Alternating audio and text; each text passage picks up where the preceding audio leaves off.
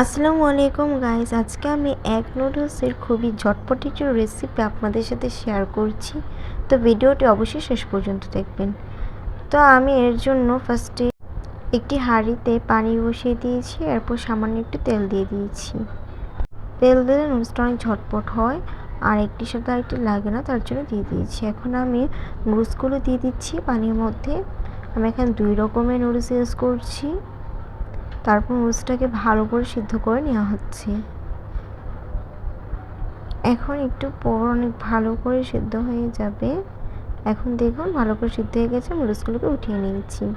এরপর আমি প্যানে পরিমাণ মতন তেল দিয়ে দিলাম। তেলটাকে ভালো করে একটু গরম করে নিব। এখন আমি এখানে 2টো ডিম দিয়ে দিচ্ছি।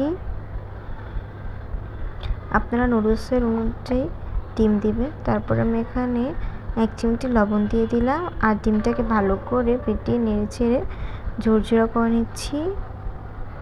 দেখুন, তারপর আমি ডিমটাকে ভালো করে একটু ভেজে নিচ্ছি আর এভাবে সুন্দর করে ঝরঝরা করে ভেজে নিতে হবে। এরপর আমি ডিমটাকে উঠিয়ে নিচ্ছি আর এখন প্যানের মধ্যে আমি আবারও সামান্য একটু তেল দিয়ে দিলাম। পেঁয়াজ কুচি দিয়ে দিচ্ছি। পেঁয়াজগুলোকে ভালো করে একটু ভেজে নিব। পেঁয়াজগুলো দেখুন এখন ভাজা হয়ে গেছে, ব্রাউন কালারে চলে এসেছে হালকা। এখন আমি এখানে কাঁচামরিচ দিয়ে দিচ্ছি, টমেটো কুচি দিয়ে দিয়েছি। তারপর ভালো করে আবারও মিক্স করে নিচ্ছি সবগুলো উপকরণ।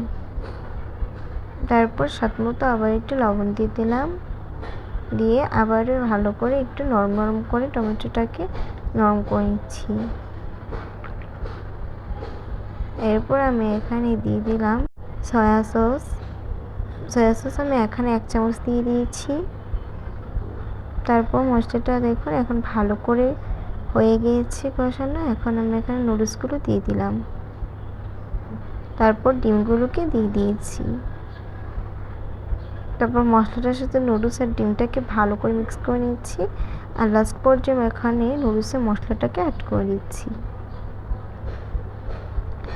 এরকম করে খানিকটা সময় ধরে নেড়ে চেড়ে রান্না করে নেব।